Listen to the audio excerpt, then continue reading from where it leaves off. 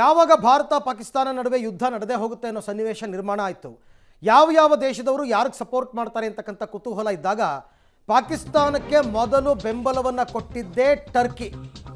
So ಶಕ್ತಿ ಪ್ರದರ್ಶನಕ್ಕಾಗಿ ಪಾಕನ್ನು ಬೆಂಬಲಿಸಿ ಸಂಕಷ್ಟಕ್ಕೆ ಸಿಕ್ಕಾಕೊಳ್ತಾ Turkey ಅಂತಕ್ಕಂಥ ಪ್ರಶ್ನೆ. ಪಾಕ್ನ ಉಗ್ರ ನಡೆಯನ್ನು ಎಳೆಯಾಗಿ ಬಿಚ್ಚಿಟ್ವಿ ನಾವು, ಬೇಡ ಇವ್ರು ಸಹವಾಸ ಮಾಡಬೇಡಿ ಅಂತ. ಆದರೂ ಟರ್ಕಿ ಬೆಂಬಲ ಕೊಡ್ತು ಪಾಕಿಸ್ತಾನಕ್ಕೆ. ಯಾಕೆ ಅಂದರೆ ಇಸ್ಲಾಮಿಕ್ ರಾಷ್ಟ್ರಗಳ ಪೈಕಿ ನಾನೇ ಅತ್ಯಂತ ಬಲಶಾಲಿ ಅಂತ ಬಿಂಬಿಸ್ಕೊಳ್ಳೋದಕ್ಕೆ ಪ್ಲ್ಯಾನ್ ಮಾಡ್ತಂತೆ. ಟರ್ಕಿಗೆ ಇಸ್ಲಾಮಿಕ್ ಪ್ರಪಂಚದಲ್ಲಿ ನಾನೇ ಬಾಸ್ ಅಂತಕ್ಕಂಥ ಆಸೆ ಇದೆ. ಅರಬ್ ಬದಲು ಅಂದರೆ UAE ಏನಿದೆ, ಯುನೈಟೆಡ್ ಅರಬ್ ಎಮಿರೇಟ್ಸು, ಅದರ ಬದಲು ನಾನೇ ಬಾಸ್ ಆಗಬೇಕು ಅನ್ನೋ ಹಠ. ಬಟ್ ಅವ್ರ ಮುಂದೆ ಟರ್ಕಿ ಏನೇನೂ ಅಲ್ಲ, ಕಂಪೇರೇ ಮಾಡಬೇಡಿ ನೀವು ದುಬೈ ಮುಂದೆ ಟರ್ಕಿಯನ್ನು. ಪಾಕ್ ಮಾತ್ರ ಅಲ್ಲ, ಸಿರಿಯಾ ವಿಚಾರದಲ್ಲೂ ಮೂಗು ತೂರಿಸ್ಕೊಂಡು ಹೋಗಿದ್ರು ಇವರು. ಸಿರಿಯಾ ಆಂತರಿಕ ಜಗಳ ಬಂಡವಾಳವಾಗಿಸ್ಕೊಂಡಿತ್ತು ಟರ್ಕಿ. ಸಿರಿಯಾ ಗಡಿ ಪ್ರದೇಶಕ್ಕೂ ಎಂಟ್ರಿ ಕೊಟ್ಟು ಪ್ರಾಬಲ್ಯಕ್ಕೆ ಪ್ರಯತ್ನ ಪಟ್ಟಿತ್ತು. ಈಗ ಅನುಭವಿಸ್ತಾರೆ ಬಿಡಿ. ಯಾವಾಗ ಭಾರತ ರಾಜತಾಂತ್ರಿಕ ನಡೆಯನ್ನು ಇಟ್ಟು ಟರ್ಕಿಯ ರೆಕ್ಕೆ ಪುಕ್ಕಗಳನ್ನು ಬಾಲವನ್ನು ಕಟ್ ಮಾಡೋ ಪ್ರಯತ್ನ ಮಾಡ್ತಾ ಇದೆಯೋ, ಟರ್ಕಿ ಗೊತ್ತಾಗುತ್ತೆ.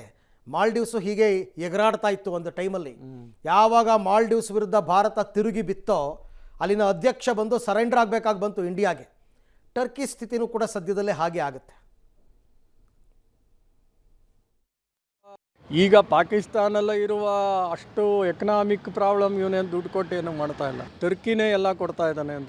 ಅವ್ನಿಗೇನು ಮುಸ್ಲಿಂ ರಾಷ್ಟ್ರದಲ್ಲಿ ಏನೇ ಇಶ್ಯೂ ಆದರೂ ಜನ ನನ್ನನ್ನೇ ನೋಡಬೇಕೇ ಹೊತ್ತು ಅರಾಬ್ನ ನೋಡಬಾರ್ದು, ನನ್ನನ್ನು ನೋಡಬೇಕು. ಕಂಟ್ರಿ ಒಂದೇ ಅಲ್ಲ, ಅವನಿಗೊಂಥರ ಮನಸ್ಥಿತಿ. ಅರಾಬ್ ಇದೊಂದು ಇಶ್ಯೂ ಸಾಕಾಗಿತ್ತು ಅವನಿಗೆ ಅರಾಬ್ನ ದೂಷಿಸೋಕ್ಕೆ. ಬಟ್ ಅವನ ಮನಸ್ಥಿತಿ ಏನು ಅಂದರೆ, ನಾನು ಸಾರ್ವಭೌಮತ್ವ ಅಂದರೆ ಯಾವುದೇ ಮುಸ್ಲಿಂ ದೇಶಗಳಿದ್ರು ನನ್ನನ್ನೇ ಅವ್ರು ಗುರುಕು, ಏನೇ ಪ್ರಾಬ್ಲಮ್ ಆದರೂ ಟರ್ಕಿ ಇದೆ, ನಮ್ಮ ಮುಸ್ಲಿಂ ರಾಷ್ಟ್ರ ಇದಾಗುತ್ತೆ ಟರ್ಕಿಗೂ ಸಿರಿಯಾಗೂ. So he wants to take up that land and establish that Turkish colonies. ಅದೊಂದು ಗ್ರೂಪ್ ಇದೆ, supported by that Turkish group.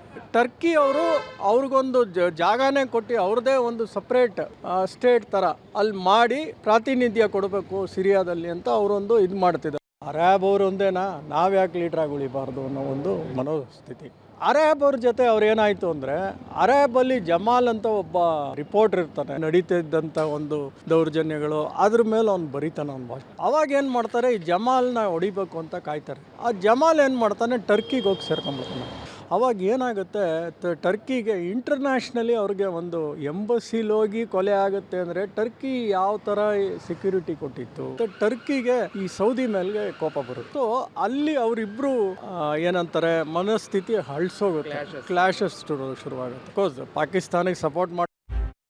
ಈ ಬಗ್ಗೆ ಮತ್ತಷ್ಟು ಮಾಹಿತಿ ನನ್ನ ಕೊಲೀಗ ಲೋಕೇಶ್ ಅವರಿಂದ ಪಡ್ಕೊಂಡ. ಲೋಕೇಶ್, ಟರ್ಕಿಗೆ ಇಸ್ಲಾಮಿಕ್ ಪ್ರಪಂಚದಲ್ಲಿ ನಾನೇ ಬಾಸ್ ಆಗಬೇಕು ಅಂತ ಆಸೆ, ಹಾಗಾಗಿ ಎಲ್ಲದಕ್ಕೂ ಮೂಗು ತೂರಿಸ್ಕೊಂಡು ಬರುತ್ತೆ ಅಂತಕ್ಕಂಥದ್ದು ಒಂದು ಕಡೆ ಇಟ್ಕೊಳ್ಳೋಣ.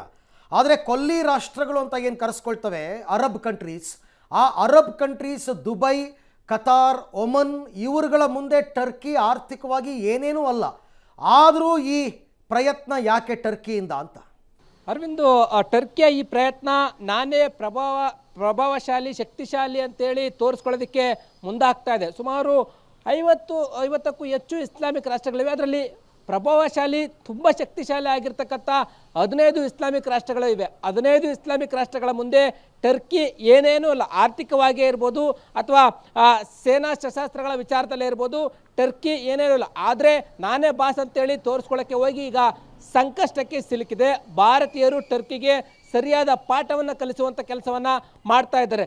ಟರ್ಕಿಯ ಪ್ರವಾಸೋದ್ಯಮ ಇಲಾಖೆ ಸ್ವತಃವಾಗಿ ಪ್ರಕಟಣೆಯನ್ನು ಬಿಡುಗಡೆ ಮಾಡುತ್ತೆ.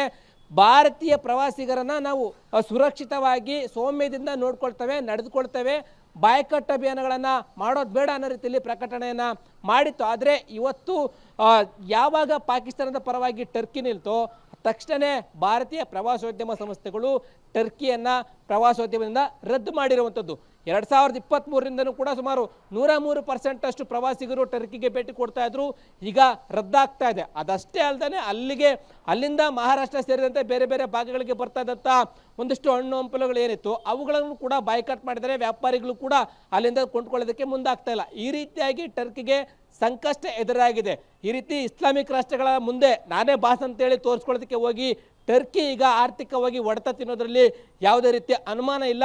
ಇದೇ ರೀತಿಯಾಗಿ ಸಿರಿಯಾ ವಿಚಾರದಲ್ಲೂ ಕೂಡ ಹೋಗಿ ಅಲ್ಲಿ ಕೂಡ ಮಣ್ಣು ಮುಕ್ಕುವಂತ ಕೆಲಸವನ್ನ ಮಾಡಿತ್ತು. ಈ ರೀತಿ ಇಸ್ಲಾಮಿಕ್ ರಾಷ್ಟ್ರಗಳಲ್ಲಿ ಬಾಸ್ ಅಂತ ತೋರಿಸ್ಕೊಳ್ಳೋಕೆ ಹೋಗಿ ಟರ್ಕಿ ಈಗ ಸ್ವತಃವಾಗಿ ಆರ್ಥಿಕವಾಗಿ ಹೊಡೆತ ಬೀಳುವುದರಲ್ಲಿ ಯಾವುದೇ ಅನುಮಾನ ಇಲ್ಲ. Aravind, thank you Lokesh. ಹಾಗೆ ಸಂಪರ್ಕದಲ್ಲಿರಿ, ನಿಮ್ಮ ಜೊತೆ ಮತ್ತೆ ಮಾತನಾಡ್ತೀನಿ.